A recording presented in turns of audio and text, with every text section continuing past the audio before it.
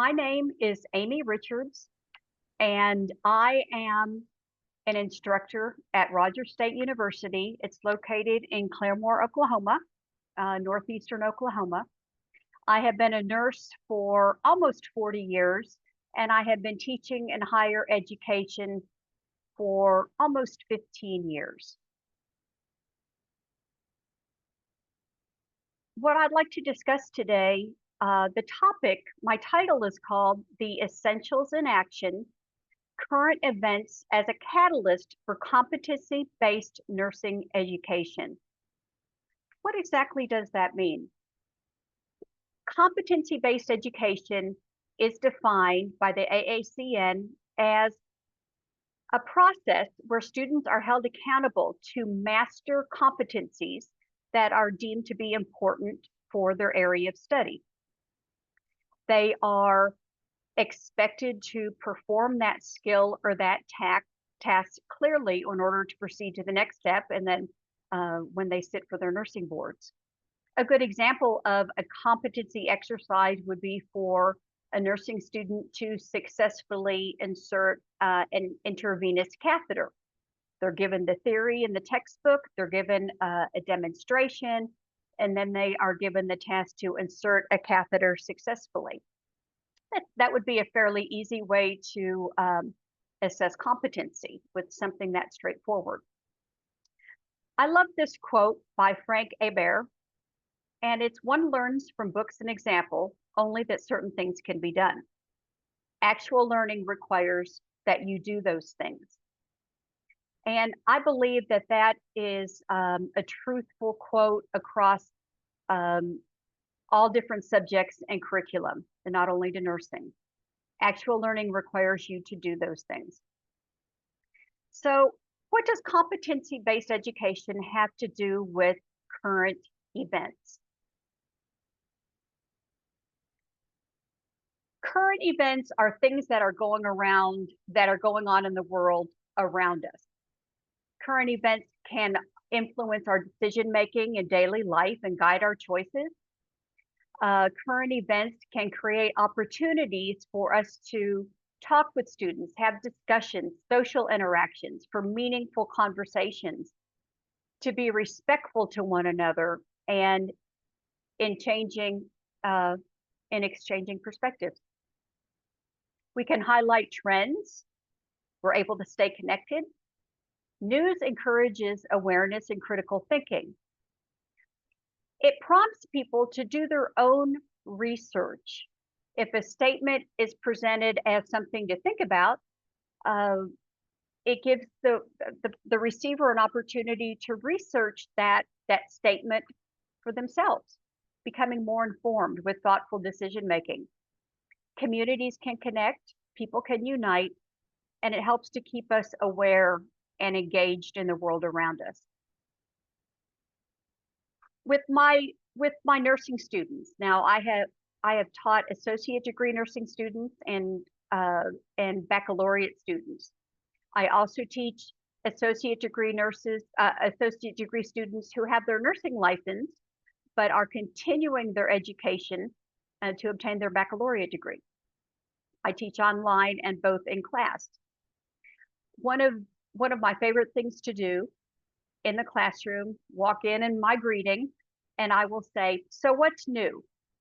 What's new information that you've received today? Anything in the news? What's going on Facebook, TikTok, LinkedIn? What have you heard? And so you get kind of the buzz that's going on in the audience. I just ask that simple, open-ended question to the students to see what's going on in their world, in their perspective, in their eyes. Statistically, and this is from the Pew Research Center, the majority of adults, 86%, say they at least get news from a smartphone, computer, or tablet. I think that I certainly would agree with that. Digital devices are the most common way that we get our news. 64% will get it from the television. And like the good old days where we would tune into the news on the radio, about 7 to 11% receive their news from the radio. So if we look at the American Academy of the College of Nursing, there are essentials. These are guidelines for nursing schools to follow. Competency-based education in nursing is evolving because of this new framework. There's a shift from the traditional lectures in the classroom to active problem-based learning with real-world case studies, evolving case studies. It helps the nurses to think critically about what to expect or to anticipate or to assess for. Let me give you an example, and this is a recent headline in the news. Measles is on the rise, a 500% increase from last year's numbers. Highest count in 30 years. So if I were to ask the students, what do you know about measles? Do you know this statistic? Why do they need to know this? They need to know the presentation of measles. If patients should arrive with symptoms of the measles in their practice area, they need to recognize the symptoms, isolation protocols. How do you report measles for mandatory reporting? How do we use surveillance from the CDC and the World Health Organization to locate outbreaks?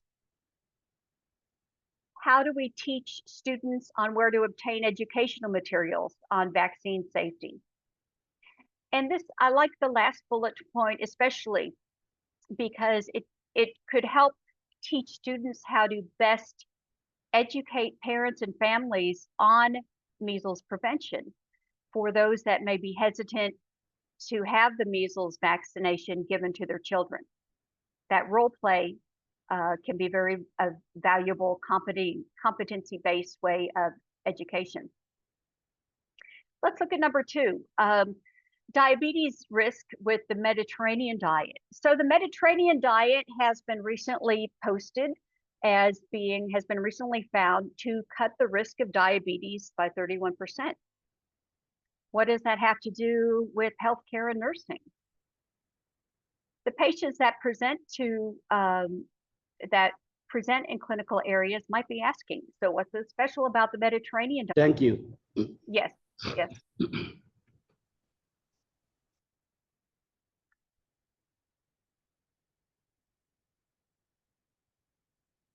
With the Mediterranean diet, teaching students about educating on the Mediterranean diet for those patients who are at high risk for diabetes.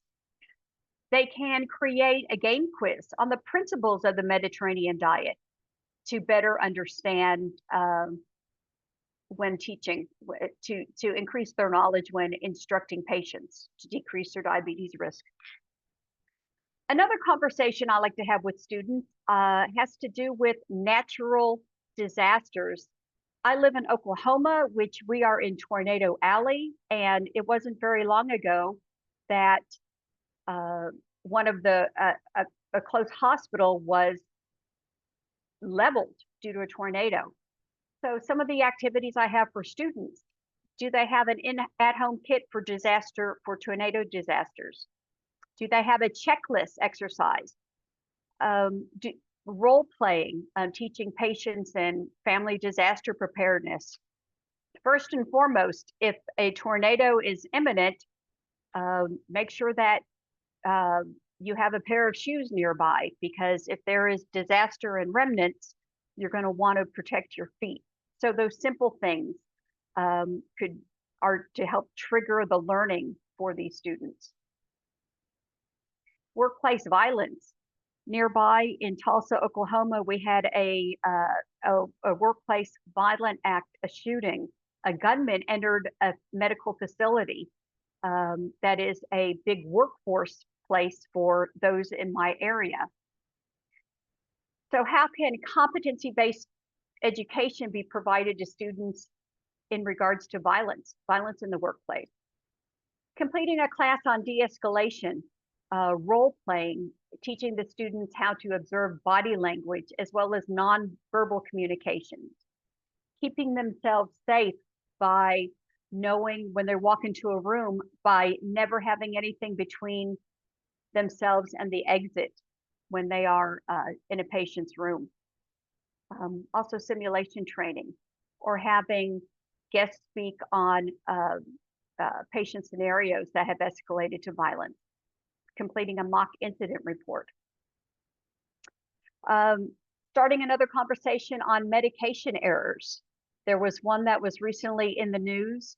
A medication error caused the death of a patient.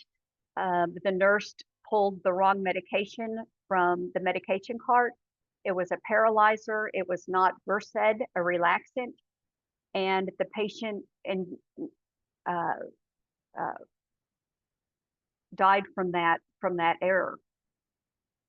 But if you were to read the article, you'd have to gather a lot of information to know that there were many factors that went into that unfortunate, horrific incident. Overriding the medication machine, which was a frequent habit with that particular facility. Perhaps the handoffs, the SBAR handoffs, were not as accurate and timely as they should be. Proper use of technology for proper medication administration. All those things should be practiced, taught and practiced and simulated in order to prevent such medication errors. And lastly, one thing that's in the news lately is a nursing strike that's going on in the state of California. They're on strike. The nurses want a 25% pay increase over the next 4 years.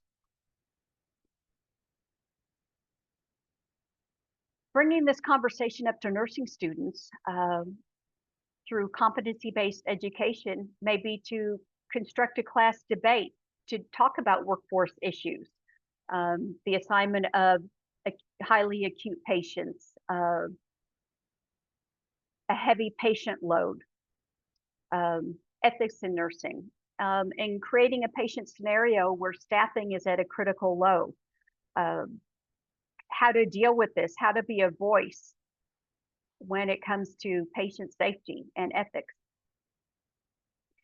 So bringing current events into the classroom can open up the door to a lot of conversations, to get to understand the heartbeat of what's going on with nursing students and what they're experiencing.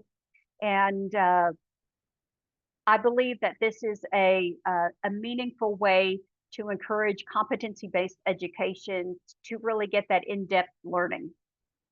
Thank you very much.